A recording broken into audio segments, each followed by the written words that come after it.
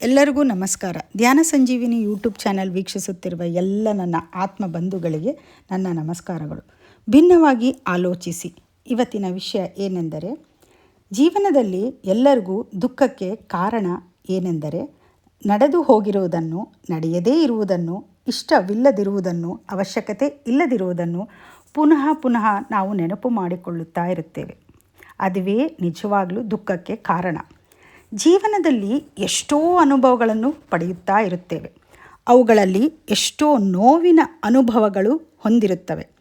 ಕಾಲದೊಂದಿಗೆ ಜೀವನವು ಎಷ್ಟೋ ಮುಂದಕ್ಕೆ ಸಾಗಿದರೂ ಕೂಡ ಕೆಲವೊಮ್ಮೆ ಮತ್ತೆ ಆ ನೋವಿನ ಕಥೆಯನ್ನು ನಾವು ನೆನಪು ಮಾಡಿಕೊಳ್ಳುತ್ತಾ ಇರುತ್ತೇವೆ. ಹಾಗೆ ಆ ನೋವು ಪುನಃ ಬರುವುದಕ್ಕೆ ಒಂದೇ ಕಾರಣವೇನೆಂದರೆ, ನಾವು ಆ ವಿಷಯವನ್ನು ಅಥವಾ ಆ ಸಂಘಟನೆಯನ್ನು ಪುನಃ ನೆನಪು ಮಾಡಿಕೊಳ್ಳುತ್ತೇವೆ. ನಮ್ಮ ಮನಸ್ಸು ಯಾವಾಗ ಶಕ್ತಿಹೀನವಾಗಿರುತ್ತೋ ಅಂಥ ಸ್ಥಿತಿಯಲ್ಲಿ ಇದ್ದಾಗ ನಾವು ಎಷ್ಟರ ಮಟ್ಟಿಗೆ ನೆನಪು ಮಾಡಿಕೊಳ್ಳುತ್ತೇವೋ ಅಷ್ಟರ ಮಟ್ಟಿಗೆ ಎಷ್ಟು ವರ್ಷಗಳಾದರೂ ಕೂಡ ಹಿಂದೆ ನಡೆದ ವಿಷಯವು ನಮ್ಮ ನೋವಿಗೆ ಕಾರಣವಾಗುತ್ತದೆ. ಆದ್ದರಿಂದ ಅವಶ್ಯಕತೆ ಮೀರಿ ಗತಿಸಿ ಹೋದ ವಿಷಯಗಳನ್ನು ನೆನಪು ಮಾಡಿಕೊಳ್ಳಬೇಡಿ.